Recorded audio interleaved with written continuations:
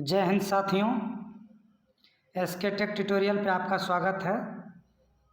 आज आपको हम पढ़ाने वाले हैं रिमाइंडर जनरल साइंस के फिजिक्स सीरीज में प्रौद्योगिकी एवं उनमें प्रयुक्त भौतिकी के नियम और मोशन। इसमें आपको हम दो टॉपिक आज कवर करने वाले हैं। प्रौद्योगिकी एवं उनसे प्रयुक्त भौतिकी के नियम, मतलब कौन सा मशीन जो है किस सिद्धांत पे कार्य करता है, किस नियम पर कार्य करता है। और दूसरा टॉपिक है मोशन, गति। ठीक, तो आइए आगे हम देखते हैं। अगर हमारा सेशन पसंद आए तो कृपया सपोर्ट कीजिए, चैनल को सब्सक्राइब कीजिए, वीडियो को लाइक कीजिए और शेयर कीजिए। तो आइए साथियों आगे हम देखते हैं। कथा की प्रौद्योगिकी हो गया, यानी कि उपकरण हो गया, और किस सिद्धांत पे कार्य करता है वो हो गया। तो ये देखिए प्रौद्योगिकी हो गया, और ये भौतिकी के आधारभूत नियम किस नियम पर कार्य करता है। तो कहता है रेडियो, टेलीविजन तथा संचार प्रणाली। टेलीविजन, रेडियो और संचार प्रणाली किस पे काम करता है? तो विद्युत चुंबकीय तरंग सिद्धांत पे कार्य करता है। रेडियो, टेलीविजन तथा संचार प्रणाली विद्युत चुंबकीय तरंग सिद्धांत पे कार्य करता है। आगे अंतरिक्षयान एवं कृत्रिम उपग्रह, तो ये किस सिद्धांत पर करता है? तो न्यूटन के शाब्दिक गुरुत्वाकर्षण नियम एवं गति विषयक नियम पर। अंतरिक्षयान एवं कृत्रिम उपग्रह का प्रक्षेपास्त्र ये किस सिद्धांत पर कार्य करता है? तो न्यूटन का सार्वत्रिक गुणांक, यानी कि न्यूटन के नियम और गति के से संबंधित नियम पर कार्य करता है। आगे उष्मा इंजन, रेफ्रिजरेटर, वातानुकूलित यानी कि एसी किस सिद्धांत पर कार्य करता है? तो उष्मा गति के सिद्धांत पे। उष्मा इंजन, रेफ्रिजरेटर, वातानुकूलित उष्मा गतिकी के सिद्धांत पर कार्य करता है। वायुयान, जलयान, पनडुब्बी बर्नौली प्रमेय तथा द्रव गतिकी के नियम पर कार्य करता है। वायुयान, जलयान एवं पनडुब्बी बर्नौली प्रमेय या द्रव गति के नियम पर कार्य करता है। कण सिद्धांत, कण तरंग या रेडियोलॉजी या रेडियो समस्थानिक चिकित्सा ये किस सिद्धांत पर कार्य करता है? तो विद्युत क्षेत्र तथा चुंबकीय क्षेत्र में आवेशित कणों की गति के नियम पर काम करता है, या फिर लॉरेंज बल के नियम पर कार्य करता है। कण त्वरण, रेडियोलॉजी, रेडियो समस्थानिक और चिकित्सा ये सब विद्युत क्षेत्र तथा चुंबकीय क्षेत्र में आवेशित कणों की गति के नियम पर कार्य करता है, या फिर लॉरेंज बल के नियम पर कार्य करता है। आगे नाभिकीय रिएक्टर। नाभिकीय रिएक्टर क्या तो कहता है? मंद न्यूट्रॉनों तथा यूरेनियम के विखंडन पर कार्य करता है। नाभिकीय रिएक्टर किस सिद्धांत पर कार्य करता है? मंद न्यूट्रॉनों तथा यूरेनियम के विखंडन के सिद्धांत पे। कंप्यूटर का नियम, कंप्यूटर किस सिद्धांत पे वर्क करता है? तो कंप्यूटर जो है सेमीकंडक्टर सिद्धांत पे वर्क करता है। सेमीकंडक्टर फिजिक्स के सिद्धांत पे कार्य करता है, या फिर इलेक्ट्रॉनिक्स के सिद्धांत पे कार्य करता है। विद्युत जनित्र या फिर जनरेटर किस सिद्धांत पे कार्य करता है? तो विद्युत चुंबकीय प्रेरण के नियम पर कार्य करता है। विद्युत जनित्र किस सिद्धांत पर कार्य करता है? तो विद्युत चुंबकीय प्रेरण के सिद्धांत पर कार्य करता है।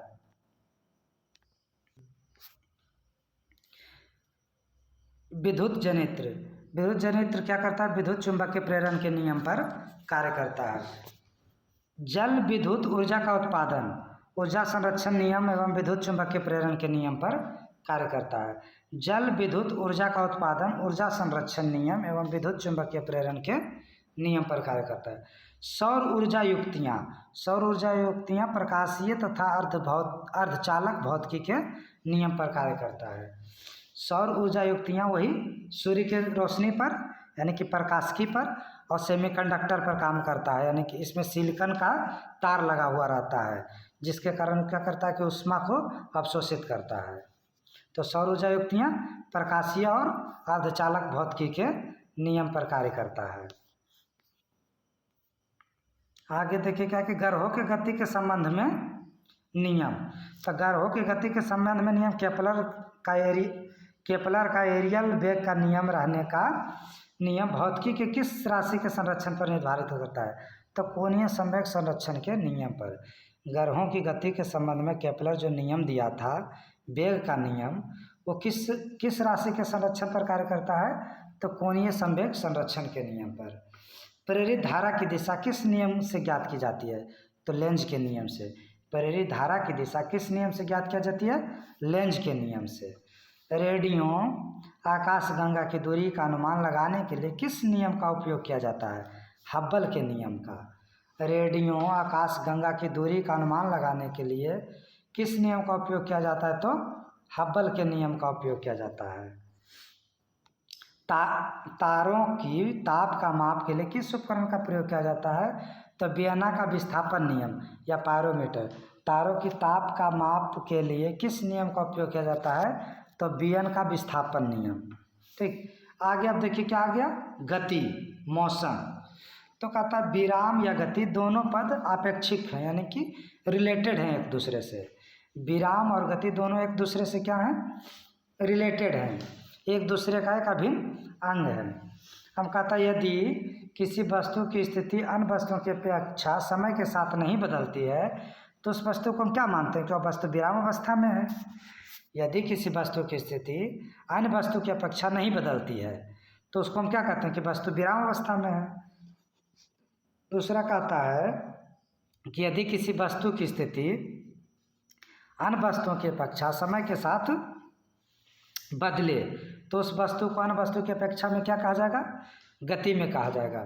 यदि कोई किसी वस्तु की जो स्थिति है, यानी कि स्थान जो है वो समय के साथ परिवर्तित हो किसी दूसरी वस्तु की अपेक्षा में, तो उस वस्तु को हम क्या बोलेंगे कि वह वस्तु गति में है। कहता है किसी निर्देश तंत्र में वस्तु की प्रारंभिक स्थिति से अंतिम स्थिति तक के सदिश को उस वस्तु का विस्थापन कहते हैं।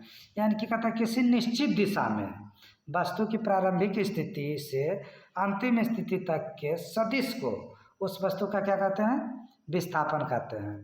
विस्थापन एक सदिश राशि है जबकि दूरी एक अदिश राशि है। विस्थापन सदिश राशि है। इसमें कहता परिणाम दो बिंदुओं के बीच की होती है, न्यूनतम सरल रेखीय दूरी के बराबर होती है। यानी कि दो बिंदुओं के बीच एक सरल रेखा में एक दिशा में गति होती है, उसको हम लोग क्या बोलते हैं? विस्थापन। कहता वास्तविक गति पथ की लंबाई को तय की गई दूरी कहते हैं। यानी कि कोई वस्तु है वो वास्तविक ऐसे ऐसे ऐसे ऐसे ऐसे ऐसे ऐसे जितना तय किया है, जितना वास्तविक पथ तय किया है वो तय की गई दूरी को हम लोग, उस लंबाई को हम लोग क्या कहते हैं? तय की गई दूरी। यानी कि इतना दूरी ये तय किया है। कहते किसी वस्तु की चाल एकांक समय में वस्तु द्वारा तय की गई दूरी होता है। किसी वस्तु की चाल क्या होता है? तो कहता इकाई समय में या फिर एक दिए हुए समय में किसी वस्तु द्वारा तय की गई दूरी को हम लोग चाल कहते हैं। चाल भी क्या है? एक अदिश राशि है। कहता किसी वस्तु द्वारा किसी समय अंतराल में तय की गई दूरी उस समय अंतराल के अनुपात को उस वस्तु की औसत चाल कहते हैं। कहता किसी वस्तु द्वारा किसी समय अंतराल में तय की गई दूरी और उस समय अंतराल के अनुपात को उस वस्तु की औसत चाल कहते हैं। जैसे मान लीजिए कि कोई दूरी कितना भी चले हैं, कोई समय अंतराल, जैसे 2 मिनट में हम चले हैं 3 किलोमीटर, ठीक, और 3 मिनट में हम चले हैं 5 किलोमीटर, तो इसका औसत चाल निकालना होगा। तो क्या करेंगे कि 3 किलोमीटर प्लस 5 किलोमीटर टोटल दूरी जोड़ देंगे और टोटल बटा में समय जोड़ देंगे, जो आएगा वो क्या हो जाएगा? औसत चाल। ठीक, आगे कहता है कि एक निश्चित दिशा में चाल को वेग कहते हैं। अगर चाल जो हो रहा है, कोई व्यक्ति चल रहा है, चाल अगर एक कोई निश्चित दिशा में हो जाए, यानी कि चल रहा है कोई एक निश्चित दिशा में, तो उसको हम लोग क्या कहते हैं? वेग। कोई निश्चित चाल से कोई निश्चित दिशा में चल रहा है तो उसको हम लोग वेग कहेंगे। कहता किसी वस्तु का वेग वस्तु द्वारा एकांक समय में निश्चित दिशा में तय की गई दूरी होता है। किसी वस्तु का वेग वस्तु द्वारा एकांक समय में निश्चित दिशा में तय की गई दूरी होता है। दूरी एक अदिश राशि है जबकि विस्थापन एक सदिश राशि है। अभी हम ऊपर बताए थे क्या कि दूरी एक अदिश राशि है जबकि विस्थापन एक सदिश राशि है। क्योंकि विस्थापन में क्या होता है कि कोई एक निश्चित दिशा में एक स्थान से दूसरे स्थान तक जाता है, तो जिसमें मैग्नीट्यूड हो और डायरेक्शन भी हो, यानी कि परिणाम और दिशा दोनों हो, वह होता है सदिश राशि। और जिसमें केवल परिणाम हो, यानी कि 4 किलोमीटर, दिशा नहीं दे लो कि किधर जाना है, तो उसको हम लोग अदिश राशि कहते हैं। चाल भी एक अदिश राशि है, जबकि वेग एक सदिश राशि है, क्योंकि चाल बराबर होता है दूरी बटे समय, दूरी का ये उत्फलन है, तो ये भी क्या हो जाएगा अदिश राशि। जबकि वेग जो है वो किसका उत्फलन है, विस्थापन का, तो वेग हो जाएगा सदिश राशि। अब कहता है किसी वस्तु का वेग समान तथा असमान हो सकता है, किसी वस्तु का वेग समान और असमान हो सकता है। कहता है एक समान चाल में एक समान वेग अंतर्निहित हो सकता है, यानी कि अंतर्निहित नहीं होगा, यानी कि अगर कोई वस्तु कोई समान चाल से चल रहा है तो इसका ये मतलब नहीं उसका वेग भी समान होगा, ऐसा नहीं भी हो सकता है। लेकिन अगर कोई वस्तु एक समान वेग से जा रहा है तो ये तय है कि उसका चाल क्या होगा, एक समान होगा, उसके चाल में कोई फर्क नहीं आएगा, एक समान चाल रहेगा। अब कहता है कि जब दो वस्तुएं गतिमान हो तो उनमें किसी एक का दूसरी की अपेक्षा जो वेग होता है उससे आपेक्षिक वेग कहते हैं, यानी कि रिलेटिव वेलोसिटी कहते हैं। यानी क्या कहते हैं कि अगर दो वस्तु गतिमान हो और उसमें से एक वस्तु जो है उसकी दूरी किसी दूसरे की अपेक्षा हो तो उसको हम लोग क्या बोलते हैं, आपेक्षिक वेग कहते हैं। कहता है जब किसी वस्तु का वेग समान रूप से परिवर्तित हो तब औसत वेग को प्रारंभिक वेग एवं अंतिम वेग के अंकगणितीय माध्य द्वारा व्यक्त किया जाता है। कहता है जब किसी वस्तु का वेग एक समान रूप से परिवर्तित हो तब औसत वेग को प्रारंभिक वेग एवं अंतिम वेग के अंकगणितीय माध्य द्वारा व्यक्त किया जाता है, यानी कि अंतिम वेग माइनस प्रारंभिक वेग और बटे 2, यही हो जाता है। ठीक, इसी को अंकगणितीय माध्य कहते हैं। और कहता है समय के साथ वेग परिवर्तन की दर को त्वरण कहते हैं। समय के साथ यदि वेग में परिवर्तन होता है तो वेग में परिवर्तन की दर को त्वरण कहते हैं, यानी कि ए बराबर क्या हो जाएगा, v माइनस यू बटे टी, यानी कि समय के अनुसार साथ वेग में परिवर्तन की दर को हम लोग क्या बोलते हैं, त्वरण बोलते हैं। कहता है त्वरण, कहता है ऋणात्मक त्वरण को हम लोग मंदन कहते हैं। अगर त्वरण हम लोग किसको बोलते हैं कि समय के साथ वेग में परिवर्तन हो रहा हो तो उसको हम लोग त्वरण कहते हैं। लेकिन अगर त्वरण ऋणात्मक हो जाए, यदि वेग में परिवर्तन की दर ऋणात्मक आ जाए यानी कि निगेटिव आ जाए तो उसको हम लोग क्या बोलेंगे, मंदन, यानी कि निगेटिव त्वरण बराबर क्या हो जाएगा, मंदन। ठीक, निगेटिव त्वरण बराबर मंदन हो जाएगा। कहते यदि त्वरण वेग की दिशा में हो तो त्वरण धनात्मक माना जाता है, यानी कि जिस दिशा में वेग है यदि त्वरण भी उसी दिशा में हो तो त्वरण क्या माना जाता है, धनात्मक माना जाता है। लेकिन यदि त्वरण वेग की दिशा के विपरीत हो तो उसे ऋणात्मक मान लिया जाता है, और यही जो ऋणात्मक त्वरण होता है इसी को हम लोग मंदन कहते हैं। अब क्या कहता है कि यदि समय के साथ वेग बढ़ता हो तो उसे त्वरित गति कहते हैं।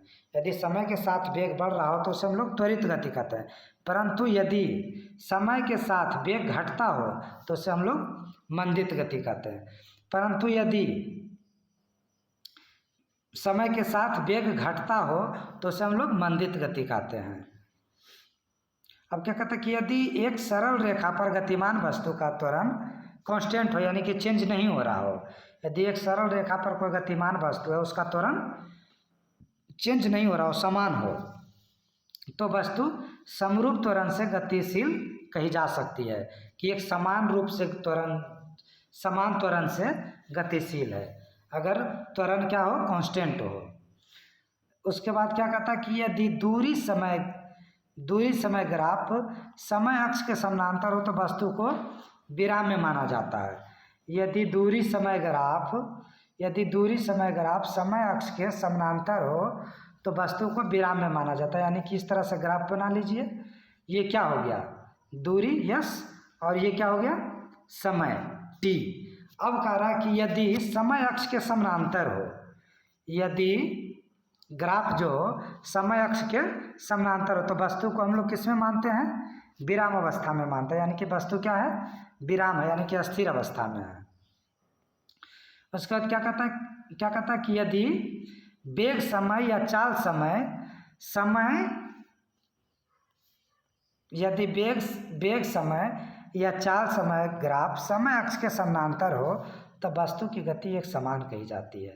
अब क्या बोला कि यदि वेग और समय, यानी कि क्या हो गया, वेग, ये क्या हो गया, समय, ठीक। तो वेग और समय या फिर चाल या समय, ठीक, चाल या समय के समानांतर जो भी वस्तु की गति एक समान होती है, तो इसमें क्या, समय अक्ष के समानांतर, यानी कि फिर समय अक्ष के समानांतर वस्तु की गति तो एक समान गति कहलाती है, ठीक। अब कहता है चाल समय ग्राफ की ढाल त्वरण का परिमाण होती है। चाल समय ग्राफ की चाल त्वरण की परिणाम होती है और इस ग्राफ को नीचे के क्षेत्रफल वस्तु द्वारा तय की गई दूरी कहलाता है, ठीक। कहता है चाल समय ग्राफ की ढाल त्वरण का परिमाण देती है और इस ग्राफ के नीचे का क्षेत्रफल वस्तु द्वारा तय की गई दूरी कहलाती है। कहता है वह गति जिसमें वस्तु या कण का गतिपथ वृत्ताकार हो उसे वृत्तीय गति कहते हैं। मान ली कि कोई वस्तु है और एक वृत्ताकार पथ पे इस तरह से, एक वृत्ताकार पथ पे गतिशील है, ठीक, तो उसकी गति को हम लोग क्या कहेंगे, वृत्तीय गति। कहते एक समान वृत्तीय गति में वेग का परिणाम अर्थात चाल क्या रहता है, कांस्टेंट रहता है। अब मान लीजिए कि एक वृत्त है, ठीक, इसमें अगर एक समान चाल से कोई चल रहा है, एक समान चाल से चल रहा है, वृत्तीय गति में ये जो वेग होता है, जो वेग होता है ये क्या होता है, कांस्टेंट होता है, वेग चेंज नहीं होता है। परंतु ये क्या देख रहा है कि समय समय पे दिशा चेंज हो रहा है। अभी इस दिशा में आ रहा था, अभी देखिए फिर इस दिशा में आ गया, फिर ये कि देखिए इस दिशा में चल रहा है, तो इस दिशा में आ गया, फिर देखिए यहाँ से आया तो इस दिशा में आ गया। तो यहाँ क्या हो रहा है कि हर बार दिशा चेंज हो रहा है। तो अगर वृत्तीय गति होगा तो वेग का परिणाम चेंज नहीं होगा, लेकिन दिशा क्या होगा, बार बार चेंज होते रहेगा। और कहता है जब कोई वस्तु या कण एक वृत्त पर चलता है तो समय के साथ वृत्त के केंद्र से वृत्त या कण को मिलाने वाली त्रिज्या के घूमने के कोण के परिवर्तन की दर को कोणीय वेग कहते हैं, ठीक। कहते जब कोई वस्तु या कण एक वृत्त पर चलता है तो समय के साथ वृत्त के केंद्र से वृत्त या कण को मिलाने वाली त्रिज्या के घूमने के कोण के परिवर्तन की दर को उसका कोणीय वेग कहते हैं।